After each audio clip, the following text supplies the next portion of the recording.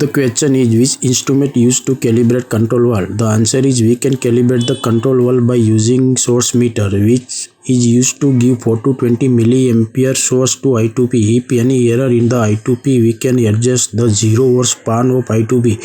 If any error in the valve positioner, adjust the 0 over span in the positioner of the control valve. इसका मतलब है कि control valve को calibration कैसे करते हैं। तो कंट्रोल वाल्व को कैलिब्रेशन करने के लिए हमको मिली एम्पियर सोर्स की ज़रूरत होती है। जो मिली एम्पियर सोर्स से हम 4 to 20 मिली एम्पियर I2P को देते हैं, और अगर I2P में कहीं एरर है तो हम I2P को 0 ओवर स्पान से एडजस्ट कर सकते हैं। अगर कहीं वाल्व पोजिशनर में या वाल्व पोजिशन में कहीं एरर है तो भी हम वाल्व का जो पोजिशनर होता है उसको 0 ओवर स्पान से हम एडजस्ट कर सकते हैं। तो question is, what does it mean 3-2 SOV? The answer is 3-2 SOV means 3 port, 1 input, 1 output, 1 vent in 2 way on and off। इसका मतलब है कि जो सोलेनॉइड वाल्व है उसमें जो 3-2 पोर्ट रहता है उसका मतलब क्या है। तो 3-2 SOV का मतलब होता है 3 पोर्ट। 3 का मतलब होता है 1 इनपुट, 1 आउटपुट और 1 वेंट, एंड 2 का मतलब होता है 2 वे on end of. The question is, how a flow transmitter works? The answer is, a flow transmitter will produce 4 to 20 milliampere as its output. According to the differential pressure applied to the diaphragm of the DP, it will produce an electrical signal in which cause the flow. The output current will be in the square root proportionally mode. Input 0, then output 0 and milliampere 4 milliampere. Input 25%, then output 50%, 12 milliampere. Input 50%, then output 70.71%, 15.31 milliampere. Input 75%, then output 86.60%, 17.85 milliampere.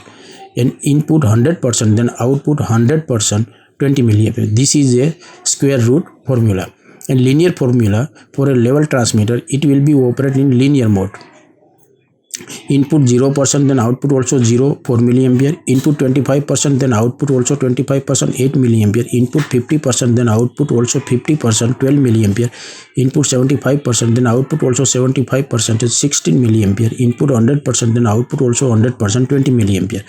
The same differential pressure transmitter can be also used both flow and level, but one and only change in the mode of operation. Flow is proportional to the square root of dp. इसका मतलब है कि जो transmitter होता है, जो flow transmitter होता है, उसका कैलिब्रेशन, उसको how to work flow transmitter. Flow transmitter काम कैसे करता है? तो फ्लो ट्रांसमीटर जो है वो 4 to 20 मिली एम्पियर उसका आउटपुट है according to differential pressure apply. Differential pressure जब डायफ्राम के अंदर हीट करता है तो डायफ्राम के अंदर हीट करने के बाद जो इलेक्ट्रिकल सिग्नल जो उसका जनरेट होता है वो 4 to 20 milli ampere electrical signal जो जनरेट होता है वो square root proportional of DP रहता है।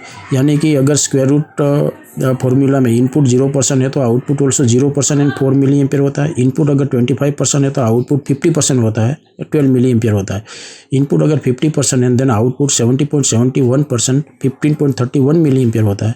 इनपुट अगर 75% है देन आउटपुट 86.60% रहता है जो कि 17.85 मिली एम्पियर होता है। इनपुट 100% है देन आउटपुट ऑल्सो 100% जो 20 मिली एम्पियर होता है।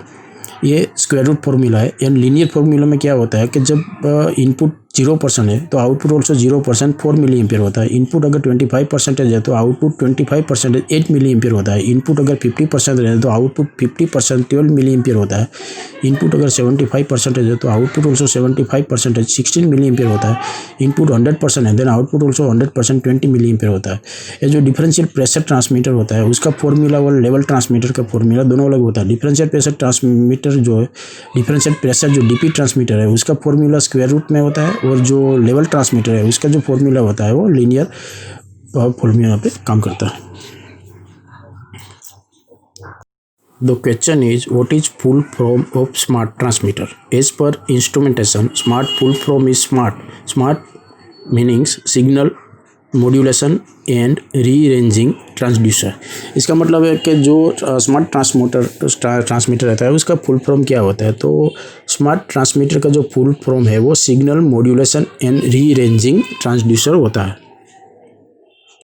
The question is, what is different between analog card and digital card in PLC? How analog card work? Please explain. The answer is, analog card means the signal may in term of 4 to 20 milliampere, 1 to 5 VDC is variable source of signal. Digital card means the source of signal may in term of binary or 0 or 1, normally open and normally closed. Contact is 24 volt or 0 volt. For example, transmitter are produce 4 to 20 milliampere and it is called analog input. Limit switch on and off switches are called digital signal. इसका मतलब है कि जो analog card and digital card है उसमें difference क्या होता है और वो काम कैसे करता है. तो एनालॉग कार्ड जो है वो 4 to 20 मिलीएम्पेयर पे काम करता है, यानी 1 to 5 VDC पे वो काम करता है.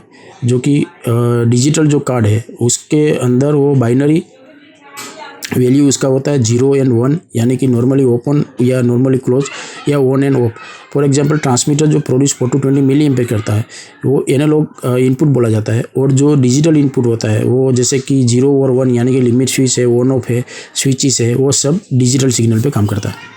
The question is, why dead weight tester called dead weight tester? The answer is, in dead weight tester we put the weight on the weight stand of dead weight tester. Putting weight is reference weight which is to be calibrated, and further we apply pressure by moving piston.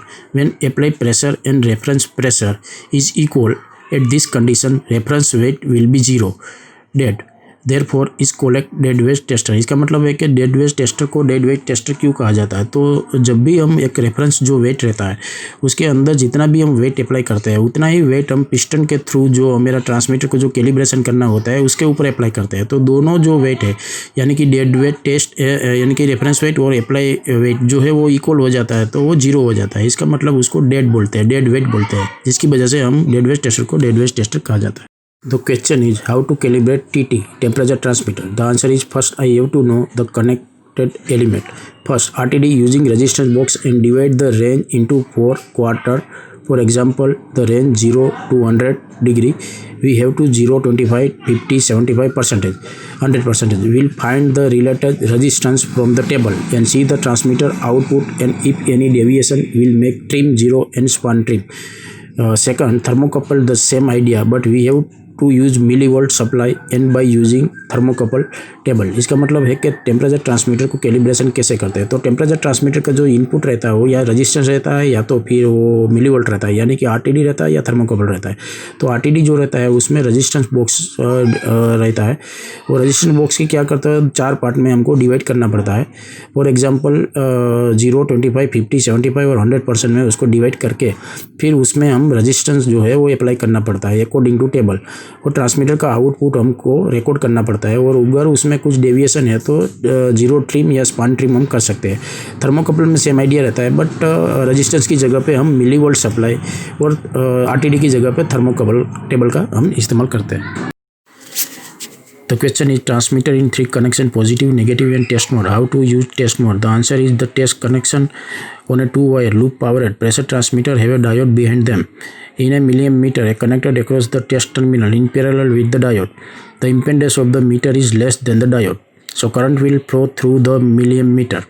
There is not enough voltage drop to forward bias the diode, and the diode will not conduct with a low impedance meter circuit connected across it. The diode turn off and the current will flow through the meter.